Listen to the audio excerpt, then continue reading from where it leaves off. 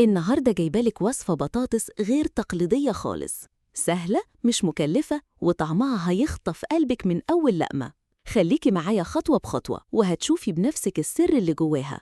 بدأنا ببطاطس مسلوقة وهرسناها كويس جدا، ضفنا لها معلقة نشا ومعلقة جبنة سايلة وعملنا عجينة ناعمة وسهلة تتكور بإيدينا. والحشوة لحمة مفرومة متشوحة مع بصل وبهارات، ولو مش متوفرة عندك اللحمة ممكن تستخدمي حشوة اقتصادية من اللي في بيتك زي بصل وفلفل وجزر أو سبانخ وجبنة أو حتى بواقي فراخ مشوية. المهم يكون في طعم وريحة تفتح النفس.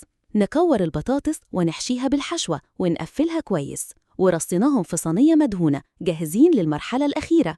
غطيناهم بطبقة بشاميل ناعم، ولو مش عندك جبنة موتزاريلا ممكن تستغني عنها أو ترشي رشة جبنة روما. دخلناهم الفرن وخرجت تحفة، كرات بطاطس ذهبية قلبها لحمة وطعمها يشرف على السفرة. جربيها وهتدعيلي، وما تنسيش اللايك والسيف. ولو نفسك في وصفات أكتر سهلة وموفرة استنيني دايماً.